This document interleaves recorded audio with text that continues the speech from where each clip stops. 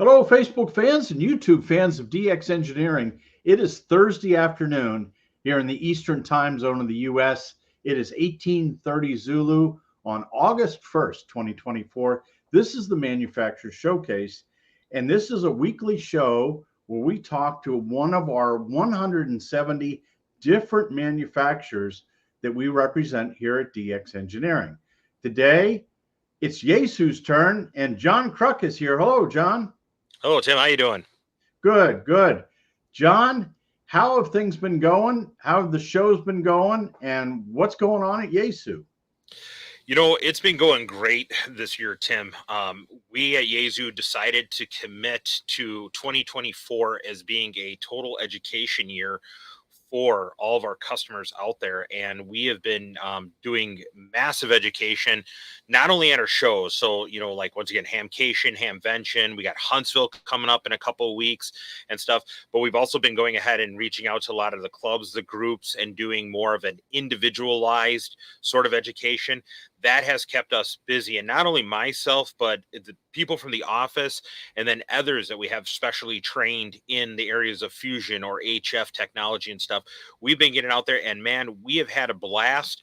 And I'll tell you, it's not so much just about talking about our products, but it is so interesting for us at Yaesu to see the many, many different ways that people are using our products beyond what we even had our products designed for. So it's just been great this year so far. We've been having the blast.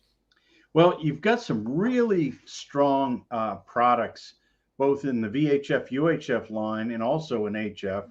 Mm-hmm. And when it comes to education, I mean, let's talk about the FT710. Mm-hmm. Let's talk about how popular that is. Yes, and that's one of the things that we actually do a lot of education on is that radio, because the 710 was designed to be an entry level SDR. But what is different than a lot of the SDRs is that radio was not designed with how we do our filtering and SDR combination. The 710, which is an amazing radio, I use it as my normal daily one. And the only time, I believe it or not, I use my 10 is when I need to use the filtering to bust through like QRM. But man, that 710 is so great, especially if you're in to audio levels and audio files. I'm a big audiophile guy, Tim. I love to take my single sideband signal that I'm listening to, and I like to turn it almost to that strong, peaceful nighttime AM broadcast. Living up here in Wisconsin, I like to turn into WBBM out of Chicago, right? Right. And I just love that AM sound. Well, especially with that 710, because of the DSP filtering in there, because of the way we use dithering technology, which is a real step out of the norm for a lot of people understanding receiver technology and audio processing, it turns that signal so beautifully into just something that just busts through the audio. It's almost hard to describe it without actually seeing and playing with it when in your hands.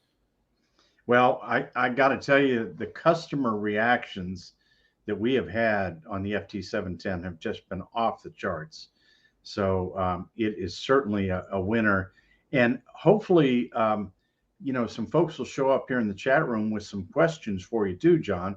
If you have a question about anything Yaesu, here's your chance to talk to the guy. But how about that FTDX10, John?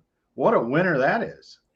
Well, the FTDX10 was a concept of it was a solution to an issue that we really didn't know about until the 101 hit the market. And it's interesting with the 101, because that's why you have to look at how the 10 came in about. The 101, people love the 101 if they've used it, all the knobs are out there. But people said, you know what, John? Yaesu? I'm intimidated by it. I'm intimidated. We said, well, because of the price tag. And they said, no, because there's so many knobs and buttons and stuff. I want that same great receiver concept, but I want it into a little bit more of a package that I don't have angst about, right? And anxiety about. And that's where the FTDX10 came birthing out of. That was same great receiver performance as the 101, just, a little bit less spec wise, of course, because the 101's, let's face it, the Cadillac of Cadillacs. But that 10, so many people have enjoyed that 10.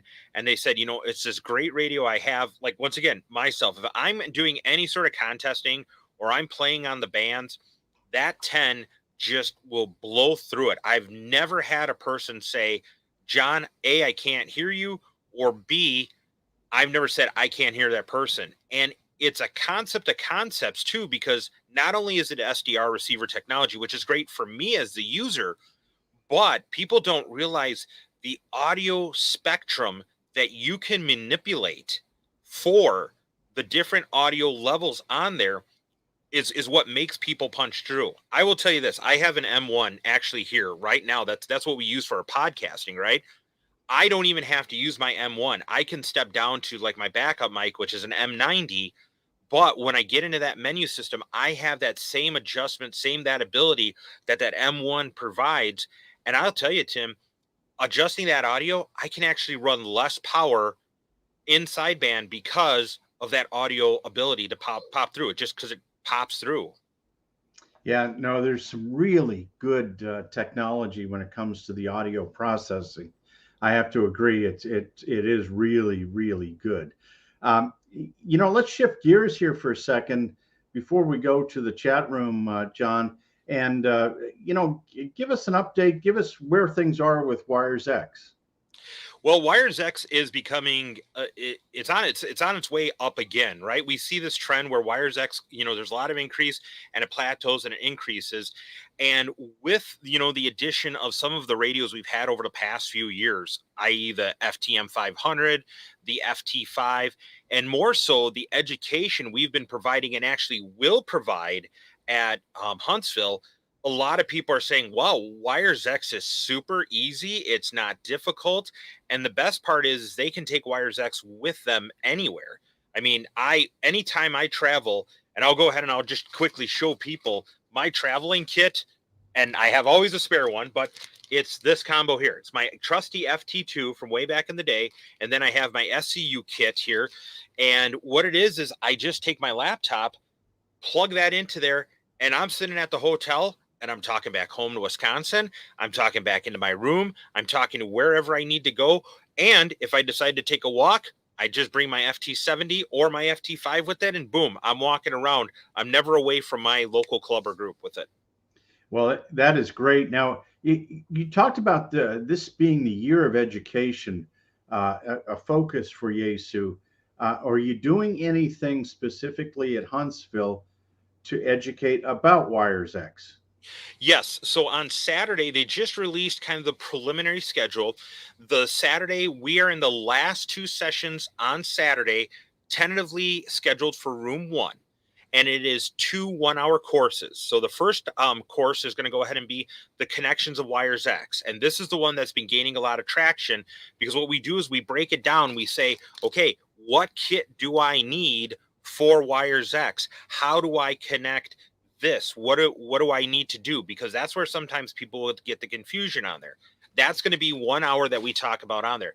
The second hour, which a lot of people are starting to enjoy now, is we actually bring in and set up a Wires X node in the class in PDN to, one, show how easy it is to set up a portable operation. And we go through a live node. We put it up on the screen. We go through a live node and we show them, this is what this means. This is what this means. Now understand, because of time constraints, these are what we kind of consider upper level classes of like the 10,000 foot view. We don't get very granular on it, but a lot of people have come back to us and they said, John, I've wondered about Wires X. You answer those questions. And we even had some people at a recent event out at HamCom Zion out there where we did a presentation. I had people come up to me and saying, John, you know what? I've considered myself an experienced Wires X user. I didn't even know about that.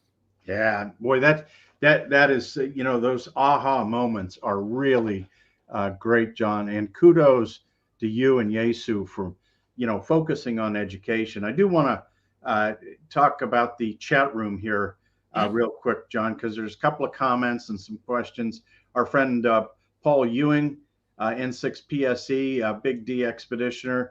Nice to have you on, Paul.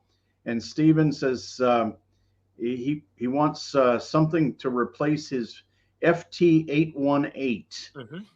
That's something that he's looking for, and wondering about Yaesu and QRP radios. We get a lot of questions about that, Tim, and I'm going to tell people this.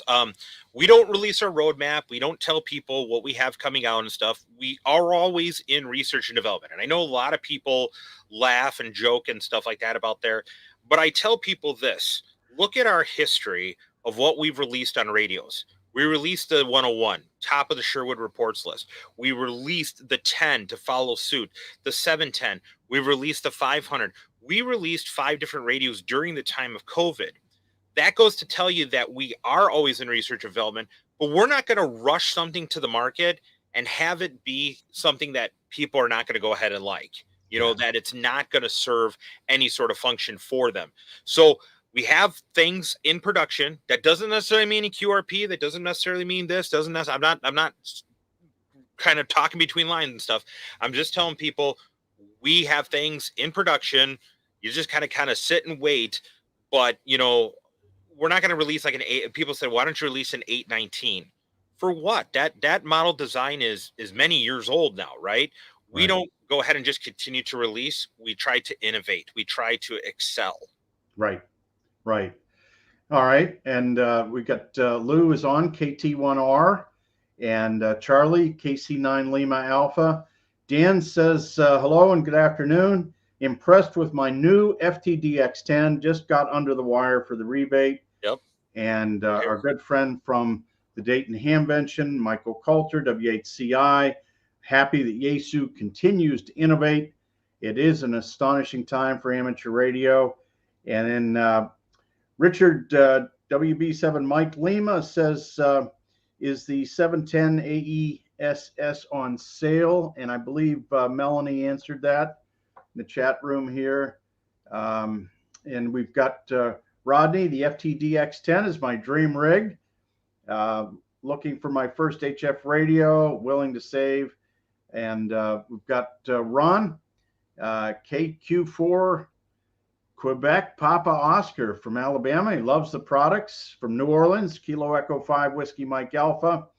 And young Michael, W3MLJ, love my 710. Got it at Hamvention last year and have used it many times. And he was just recently on a DXpedition. Drew, the FTDX10 replaced my FT897D as my primary. And I absolutely love the receiver and the reports received. Thanks again for a super transceiver. And Drew is Kilo Delta 8 Charlie Mike November.